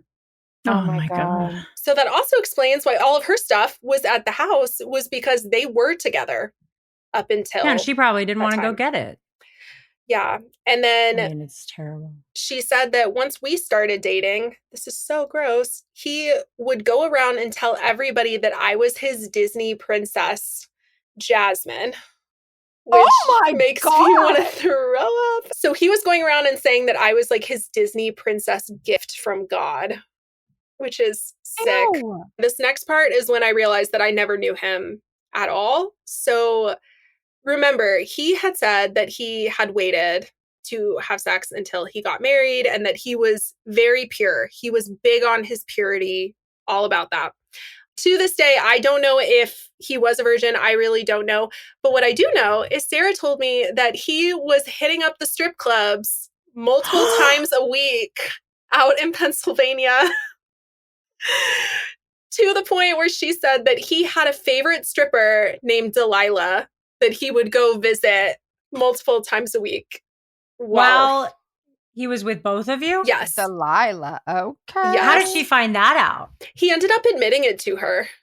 Yeah, while they were dating. And he was like, yeah, I go there. And it was just insane. She was like I think she was trying to be cool. She was like, oh, maybe I should go with you or something. And he was like, you wouldn't like it. So, I mean, I had in my mind that he was some dude who really cared about his purity. And little did I know that he was taking all of this money that he was getting from his parents and giving like it to Delilah. giving it to freaking Delilah over there. Well, good for Delilah. Mackenzie's face right now is amazing. She looks like she is smelling the worst fart you can imagine. It's disgusting. Disgusting. What a liar. So he's just honestly such a con, because I'm like, he was not at all who he presented himself to be. I thought I was getting someone so different at the time. And looking back on our marriage, there are a couple of red flags that I ignored because I really thought that he was this pure guy. Like, in my mind, he waited 30 years to have sex. Like, why would he ever cheat on me? Because he would always tell me too that I was out of his league. So in my mind, I'm like, well, why would he cheat on me? He seems like he's obsessed with me. He seems like he loves me. But I will say that he sometimes would not go to work. There was one time where he was a substitute teacher here in Texas. And there was a time where I caught him lying about going to work. So he would get all dressed up as if he was going to go be a substitute teacher. And I ended up catching him in a lie that he didn't go. He left the house for like 9 hours, pretended to work, and then came home. Where did he go? Probably to a strip club. Probably. Ew! How did you find out? It was because on his online login on his laptop, you could see where they're picking up their shifts. And I saw that he didn't have a shift that day. And when I asked him, he was like, oh, yeah, I didn't go. So, yeah, to this day, I do not know what he was doing. And I don't know how often he was doing that. And when that happened, what kept, like, how did you feel about moving past it? I just started looking more at the online thing because I really didn't trust him, you know? But the thing too with this religious abuse is it's like, well, I apologized and I said I was sorry. So you need to forgive me, you know? So he would say, you know, it's really not my business to check anymore. He resented the fact that I kind of monitored his work when it came to the substitute teaching. But I tried to just shove it to the side and move past it. Yeah. And when we were living in Atlanta, he was working as an Uber driver. And there was one day when he ended up coming home, and I think he was in the shower at the time. And I looked at his phone, and this was not something where we weren't allowed to look at each other's phones. It was very common. You don't gotta explain yourself. Yeah, you don't have to defend yourself. We did what we did. I don't take it back. I'm like, some people hate that, but I was okay. They don't have to do it. It was just a thing. We had each other's passwords. And I saw that he got a text from this girl, Crystal, and she was like, hi, this is Crystal from earlier. So I ended up asking him, like, who is this girl? Because in our marriage, we didn't really talk to the opposite sex. We had strict boundaries. You weren't even allowed to have dinner with your dad. Yeah, literally. So, I mean, I was like, who is this Crystal girl? But also in my mind, I'm like, he would never cheat on me. He acts like he's so obsessed with me. But I wanted to know who she was. And he said that there was a girl that he had driven earlier that day through Uber, and that she had lived in our apartment complex, and that she had said, you just seem like such a safe, good person. And I hate using the Uber app because the Uber app, you know, you never know who you're going to get. No. So I was wondering if I could give you my number and you could be my personal Uber driver. That way you don't have to pay the Uber fees either. Ew. I can't think of a woman in my life that would ever do that. That would ever be like, you seem like a nice guy. Can I just get your number and trust you? You can be like, my driver. No. Yeah. So that was his explanation for that. And I don't know. I thought it sounded fishy, but I really still thought he was like this good Christian guy who had saved himself for marriage. And I just could not fathom a world where he would cheat on me. And I mean, when he would go to Uber, I don't even know if he was Ubering. I didn't really see the app. I know that he had a profile. I knew enough for that. But all those hours where he was off Ubering, I mean, I don't know how many of those hours he was actually working, or if he could have been going and doing other things or cheating on me. I have no idea. There was also one day, this is crazy. There was one day when we were living in Atlanta when he ended up coming home and I found scratches on his back. Scratches? Oh my God. And guys, I was so innocent. It definitely raised red flags, but I was like, he would never. Like, he's such a good person. He would never cheat on me. And I asked him where he got them from, and he said that he had no idea. Like, he had no idea where they had come from. Scratches? I don't know. Scratches. Backwards into a tree. Like, no, literally. He didn't even try. He was like, maybe my back was itchy and I scratched it. That's literally what he said. I guess. Like, these are completely symmetrical, but it's fine. Yeah, it's fine. So, yeah, now that I know all this stuff about Sarah, that he was frequenting strip clubs, and obviously that he has no moral compass because he tried to attack her, I don't know who he is. Like, I do not know if he was cheating on me the entire time we were living in Atlanta. I don't know if his entire religious facade is completely fake. Like, does he believe the things that he's saying, or I don't know.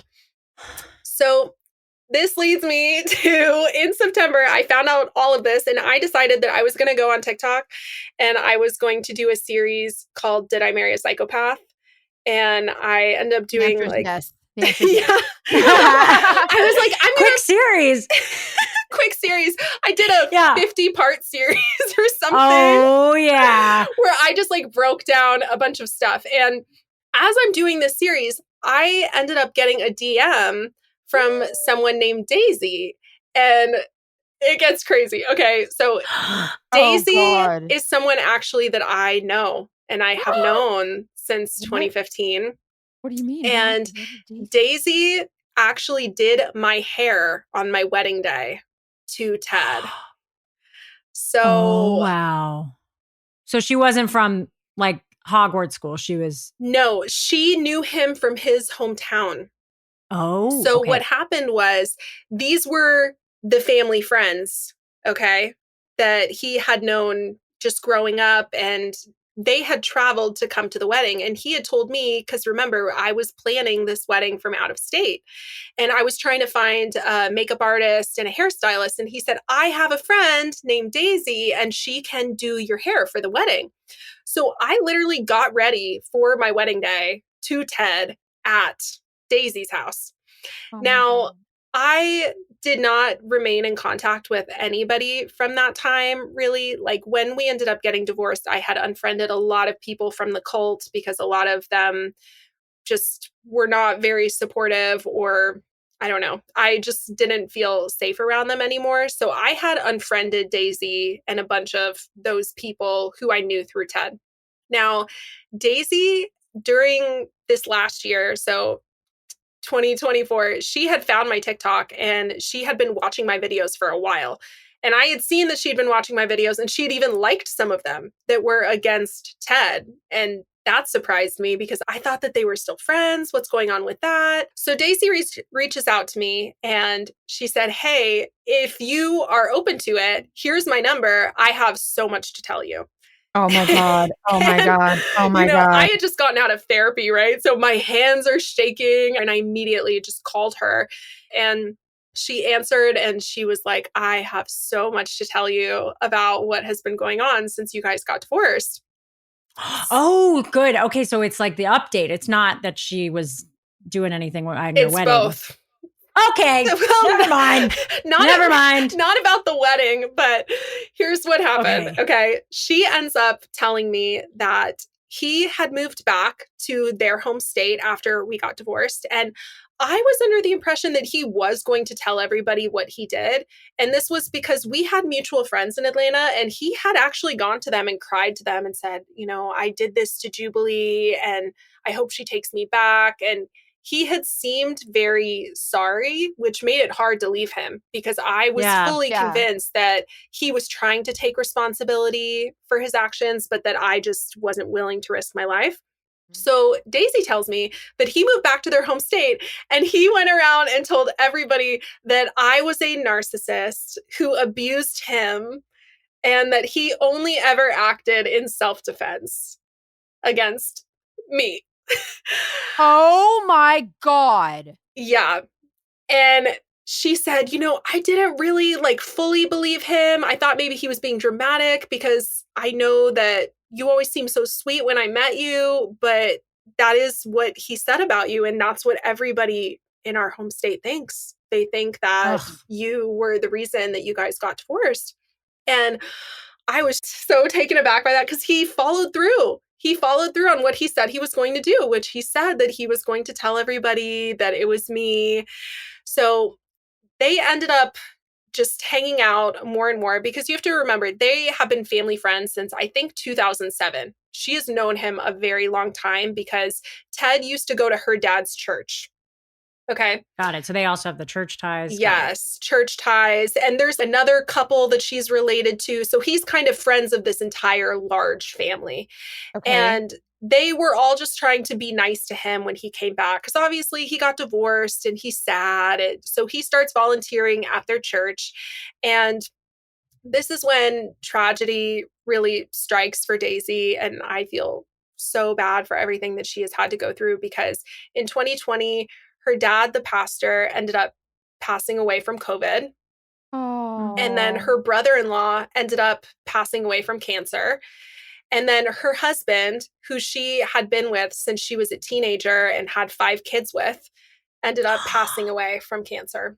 Oh my God. And this all happened in a year or a year and a half. And she was in such a low place. Imagine losing the 3 big men in your life.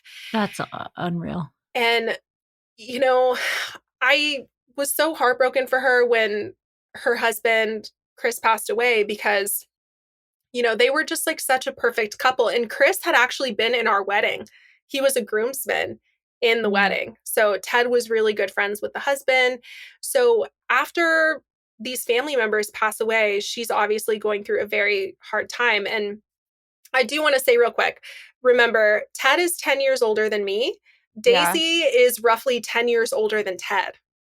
Okay. Oh wow. So she is 20 years older than me. She was more of a mother figure to me when I knew her.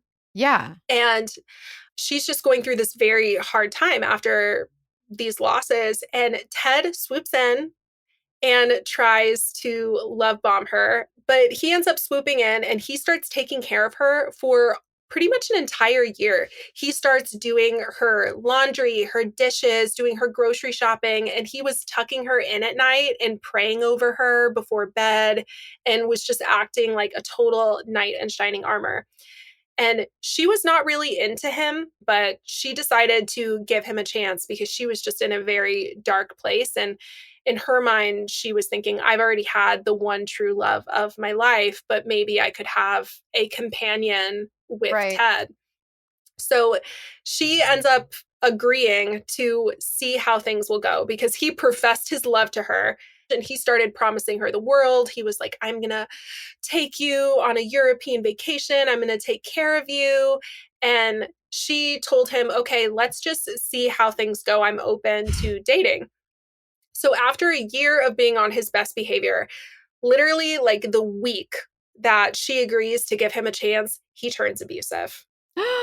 And imagine how evil you have to be.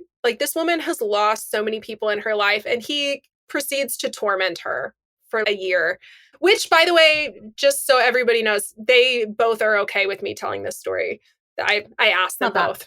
And they were like, yes, tell it. So there was a situation where they were in her house and he ended up screaming at her. And then he shattered this lamp that she loved and shattered it on her floor. He started telling her that she was a narcissist. He started calling her a whore. And she said that there was a time where he came to her work and threw a chair in the middle of her work. Yeah. And hearing her story, I think that he's gotten worse, because Ted was pretty able to keep it just between the two of us, but it feels like something is just super off and that he has like really let these tendencies get the best of him. He sounds like more panicked in a way. Like he's lost a lot at this point because of this behavior. And it's almost like that makes him even more controlling or holding on tighter. Yeah.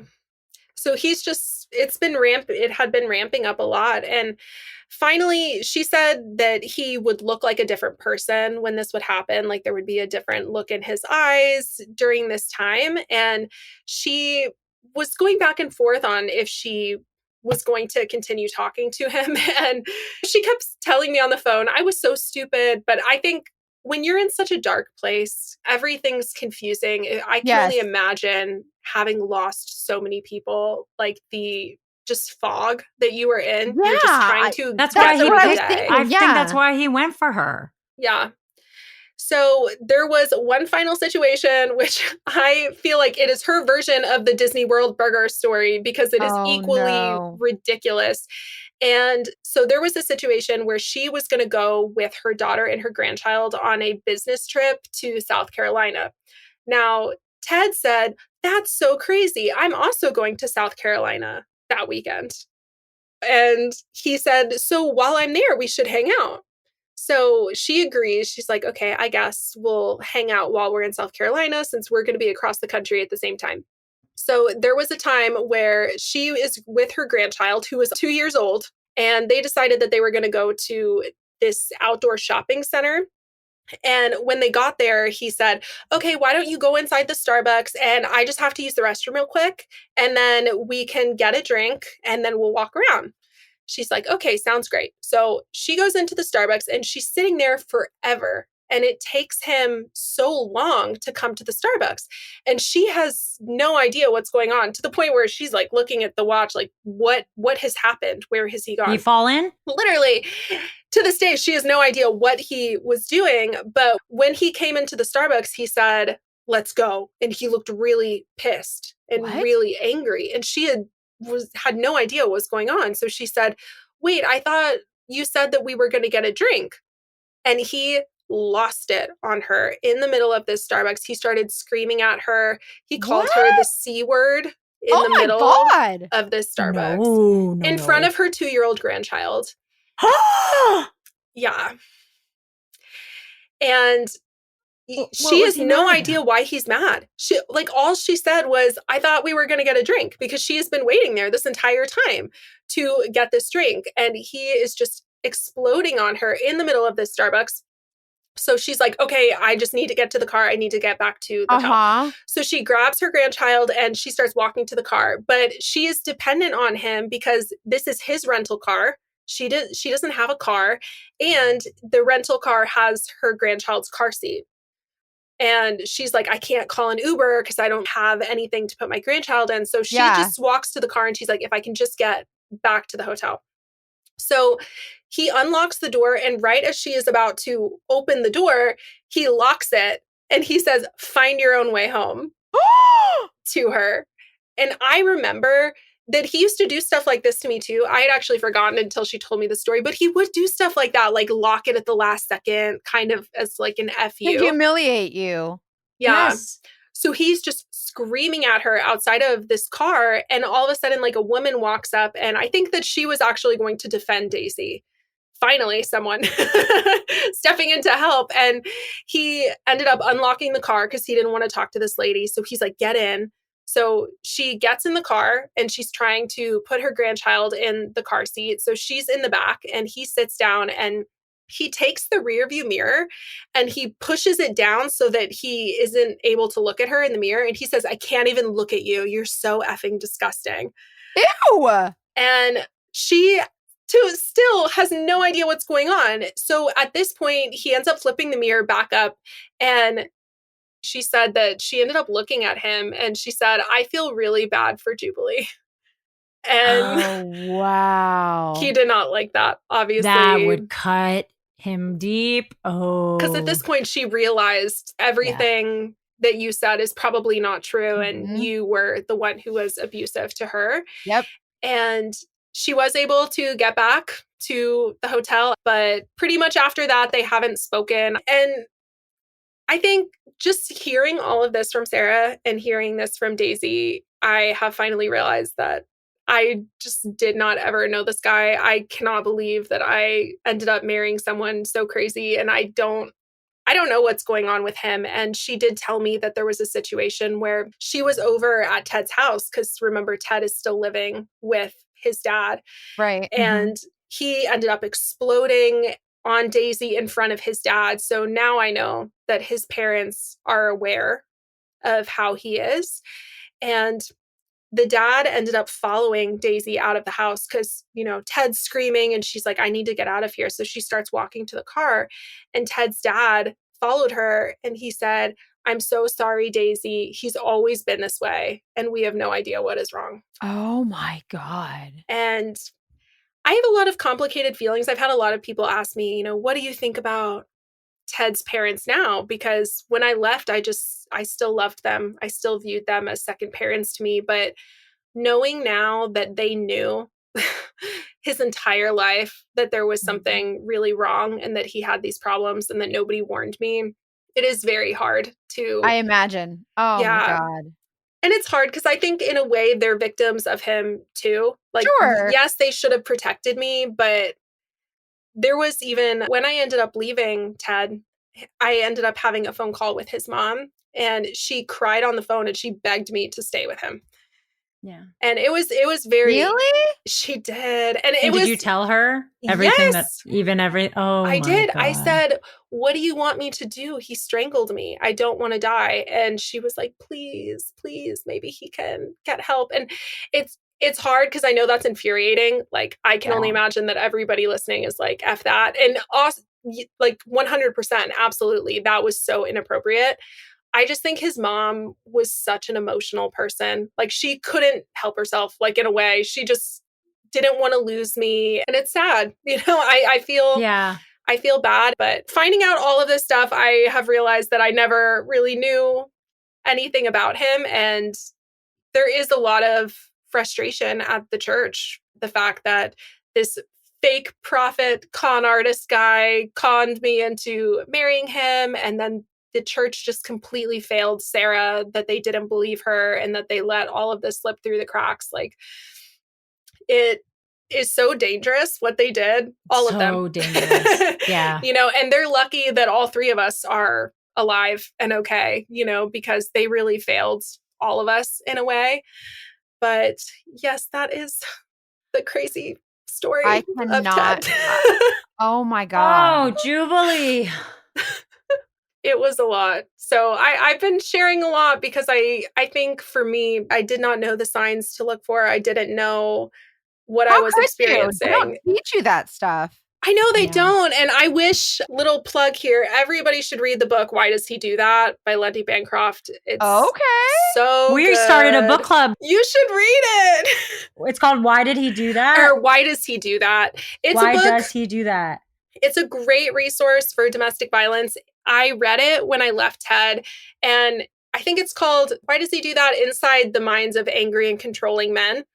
And it's written by a man who used to do group therapy with abusers.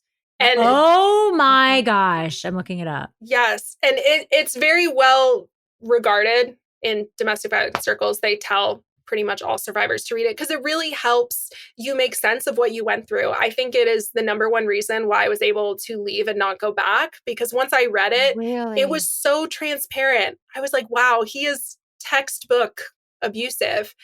And he basically says, after working with abusive men, he noticed all of these thought patterns, like why do men do these things and the manipulation tactics that they use. So that's really when I finally realized, like, oh, the sleep deprivation, that was a tactic. Him trying to bait me into putting my hands on him, that was a tactic. And it all made so much sense. So I really wish that they made girls read that in high school, I think it would be so valuable because a lot of people, they just don't know what they are going through till they see other people share their stories or they read it, you know? I'm so grateful for you sharing your story. And I say this every time, but the story that you tell is going to impact someone else who says, oh my gosh, that's me. And they're going to have that sense of community that's going to help them. Someone is going to be impacted positively. And I'm really grateful for you sharing. Like, it's so brave of you. Thank you. 100%. That's my whole goal. I've really just been trying to do that. And it's been so humbling. I get lots of messages from people and I've been able to get people to call the domestic violence hotline and, you know, and shout out to the domestic violence hotline workers who don't get closure, or perhaps you were just there for someone like you. Jubilee has made it perfectly clear that you changed her life, and that's really amazing. So thank you for what you do. Yeah, it's such a thankless job because you don't get to see the follow-up. You don't get the warm fuzzies of seeing the difference that you make, but they definitely do. Like, I've talked to so many people who have been affected by it. So thank you so much. I'm so grateful for you. Oh my gosh. And I'm so happy that you're remarried. Yes, he's a good guy. It's a happy ending. He's the best. I post about him all the time. I make corny montage videos. So we're all going to go stalk and follow. I mean, sleuth. I'm not allowed to say that. Instagram sleuths. Yes. Oh my gosh. No, I'm just so proud of you too. Thank you. You're amazing. Thank you so much. Thank you so much for having me. I appreciate you guys so much.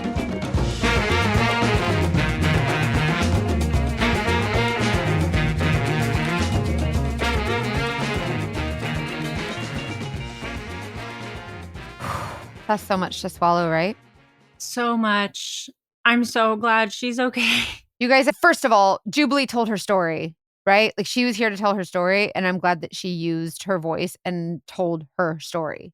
Like, yeah, good on her. She's made it like a part of her platform. It sounds. Yeah. Say it loud, talk about it loud, because the more we talk about it, the more people learn about it, the more educated we are, the more aware. It's all awareness, right? Yeah, there's a lot to talk about. So, dogfish debrief. This guy. Let's get into it. Fucking Ted. That's his new legal name. Where do you want to start? I want to talk about how this guy made every happy experience that she had about him, and took all of the joy away from every experience and made it miserable for her and made it all about him. God, I mean, it seems, I know we say narcissist all the time, but that's like so narcissistic. And yes, textbook. Just awful. Like, the whole running thing. I mean, he just couldn't stand anything not being in his control, it seems like. It's almost like he was jealous of her and wanted to, like, he couldn't stand if she was better than him. Jealous of her, or also if she was doing too well, she wouldn't need him. It's like a way to push that's a control thing down. Yeah. Mm-hmm. Oh, okay. So if you notice somebody repeatedly ruining your birthdays, your graduations, your happy moments, every happy moment, then that's more than a red flag. That's a flag on fire. Let's tell somebody. And telling somebody is hard, as we heard. So the National Domestic Violence Hotline was like, I mean, I never thought about how the people on that hotline don't really get resolution. As a private investigator, I work cases, and there's 99% of my cases I don't get closure on. Like, I don't know what happened. And that's so hard. But imagine being a worker at a hotline where these people are calling you and they're talking. This is like life or death a lot of times, maybe, and you don't know. And it's like, whatever happened to that person, and you don't know, did you help them? Did you not? What was the outcome? And that must be really hard. And so kudos to the National Domestic Violence Hotline. I just can't imagine y'all doing the Lord's work. I really hope if any of those people are listening, or anyone who's ever volunteered for any kind of hotline, let this story be some solace that you've made a difference. Mm-hmm. Because she just needed somebody to validate that what she was going through was bad. Nobody thinks it's as bad as it is in the moment, and even after the fact. How many people have come on and told us horrible things that have happened to them and said, but it wasn't that bad, or but I know people have been through worse.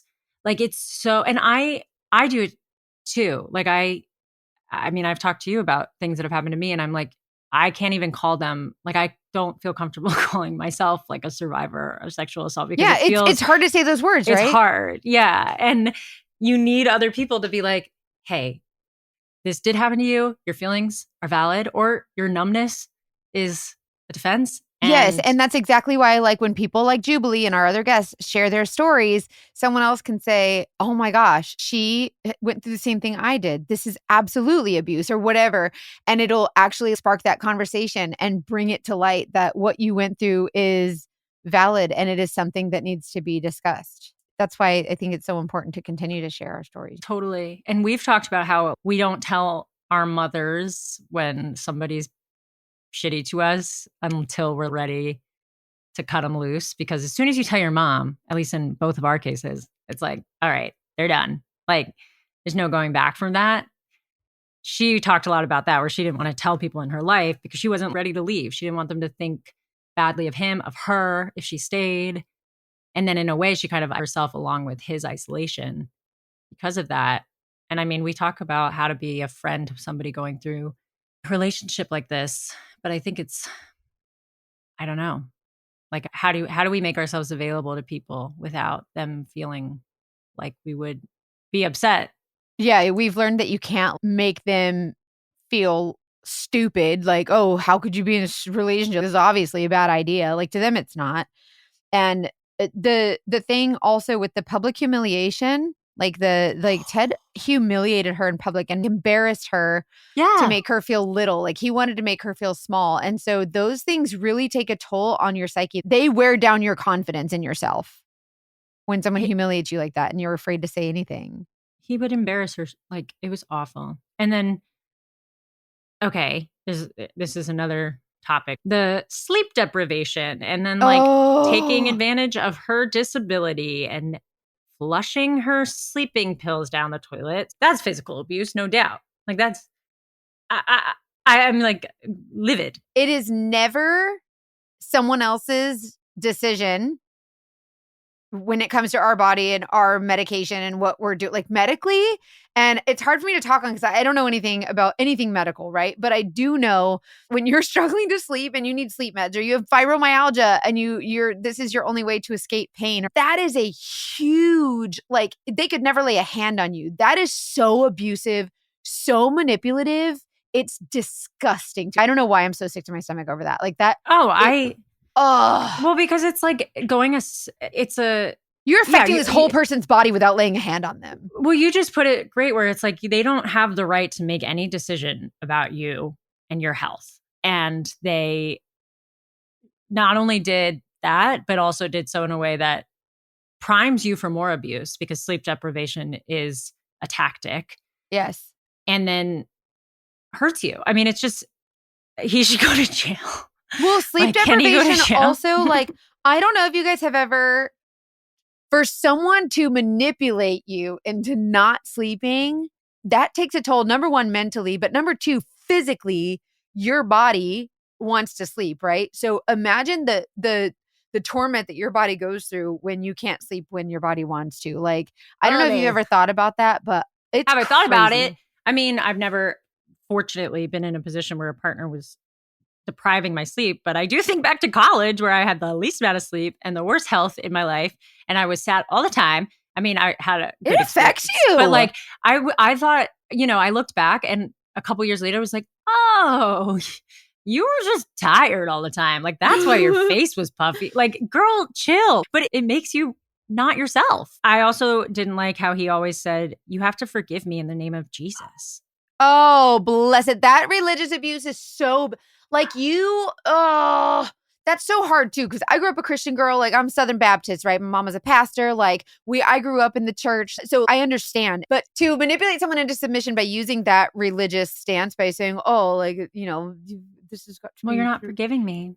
That's really not Christian of you. That's awful. This is totally religious manipulation, religious abuse. I don't like it. It's not nice at all. We've gotten one specifically DM that I feel like touches on this in a good way. What does it say? Okay.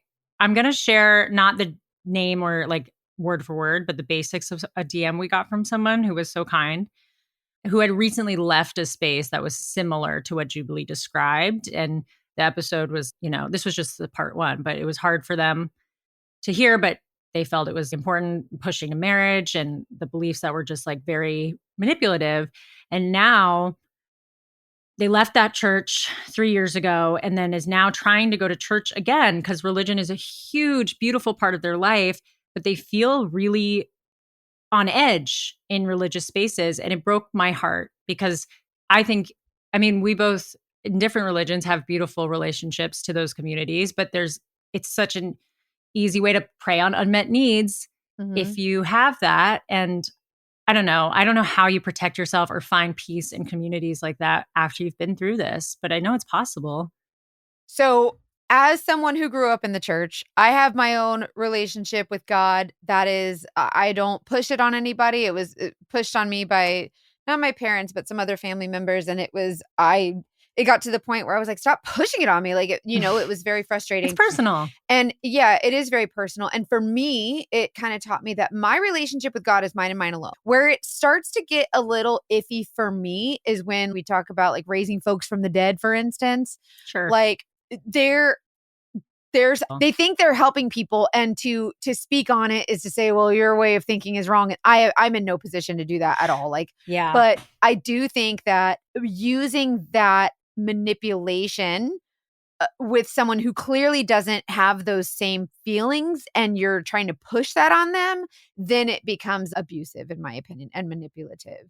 I think you got to follow your gut on that one, though. It's fair. And also like values at the end of the day are what are important. And if a religious community is looking at a person who is a good person and practicing a value-filled life, but they don't believe exactly what you do, or they're not making the same choices that you're making, and that's bad to you, that to me is the red flag. It's like anytime you are, like you said, forcing people to do things because that's just what you're supposed to do.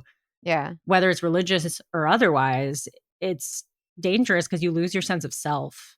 And I went to a wedding, and I'm not going to say what religious wedding it was because all religions have different stuff. And I mean, I can speak on Judaism because I'm Jewish, and like Jews, we've got our stuff. Like there's some sexism going on there that makes me frustrated. Like all religions have good and bad, but I was very uncomfortable with something that was said in this service that was very much about like, you guys are going to wrong each other. You guys are going to make mistakes. You're going to get on each other's nerves.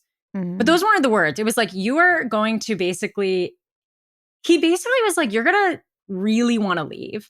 And you're going to come to your friends. And he looked at the bridesmaids and he looked at the groomsmen and he was like, and they're going to come to you and they're going to say, this person did XYZ. And you have to say, you witnessed their marriage today. You stay in it. You stay in that marriage. And I was sitting in the back like, girl, you come to me if he does something, because I'm going to tell you the truth. And I'm going to tell you whether or not you have to stay in that marriage. And it made me sad that it was like, I understand the beauty of it. I understand the commitment to the hard times. And I love that.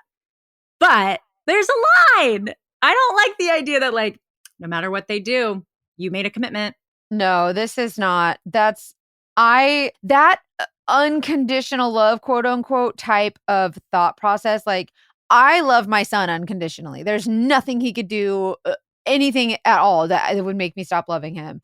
In a relationship where I have a choice, like whether or not I'm going to love you, like if you fuck around, you're going to find out. Like, you know what I mean? Yep. Yeah. You know what it comes back to? Trust your goddamn femtuition. Trust your femtuition. And if anybody's using your belief system in a way that doesn't align with that, which I know it's hard, and no blame if you take a while to get there, but like that's off. So yes, religious abuse is real. And we're, just to make it extra clear, like we both have a lot of love for certain parts of religion and religious communities. And we'd love to hear your experience, good and bad, with navigating this, because I think everybody can relate to it. It just gets sticky with religion because everybody's opinions are so different, and we don't want to take the stance of like this is the only way that's right, and this is the only way that's wrong. Like course. I know I'm not going to use my podcast to preach. I'm just not. This is not the place for it. Like we preach trusting your femtuition. That's our amen, sister. Message. Amen, sister. That's our message. That's our missionary mission. Honestly, I think. hey, I like to think that aligns with all of the religions. Although, actually, I go back to my sexism. But people are really tied closely to their religion. And so to use that against someone is absolutely horrible. So no. Oh, I have one other thing that I wanted to bring up. The bystander situation. Mm-hmm. One at Disney when she was like being berated in front of a crowd and nobody did anything, which makes me really sad. And it made me think about how I can move through the world in a way that is more helpful. And I think I've talked about this before, because obviously you don't want to like put yourself in danger, or you don't always know the whole situation. But one thing I have heard people do, and I've tried to do at like clubs and stuff, like party situations, just going up to somebody that looks like they're having a thing, usually a woman, and being like, hey girl, come here. Oh my God, it's good to see you, or something like that. And then just being like, hey, do you know this guy? Do you feel safe? Like getting that kind of quick conversation, because they might be like, yeah, I do. I'm fine. But it still like de-escalates a little bit if something was going on. I'm not especially if the person that you think could be dangerous, they kind of get taken off. Like they know now, they see that someone's noticed and they're like, oh crap, I better. Do you say something or do you not? Is the whole thing. And so then it goes back to, first of all, see something, say something, right? Like I would say something. I would rather say something and it be nothing than not say something and have missed an opportunity to save someone's life, right? So then it becomes tricky. What's your personality? If you're someone who's very timid and shy, you're probably not going to say something, right? Me, I'll be like, yo, bro, what's going on? Or whatever. But then it's like, at what point is that dangerous? At what point is what you say going to put that person in danger? So it becomes really tricky. I would love to talk to someone who knows, I guess, tactical verbal techniques that you could use to like, help some intervention. Yeah. That would be really kind of interesting, I think. I think that's a great idea. If you're just a bystander to what looks like an altercation of some kind. Do you say something? And what are the options too? Like, because I'm sure for a shy person, maybe the option is call an employee that works there. You know what I mean? Like maybe there are other good things that people can do that are not like getting up in his face. I don't know. That's a good question. Let's put it out to the sleuthies.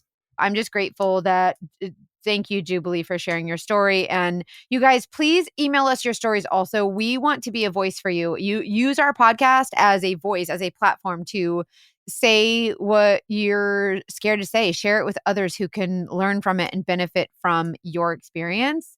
Our email address is investigate@thedatingdetectivespodcast.com. You're welcome. Round of applause. Hannah's looking at me like she's so proud. And I'm really like, she's like a proud mama. The growth. She's a proud mama. So email us your stories.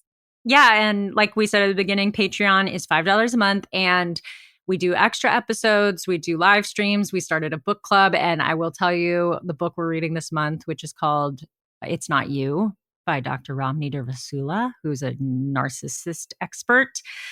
I'm starting it and I'm already thinking a lot about this episode. Like it's what's the rest of the title? Okay, I'll look at it. It's not you.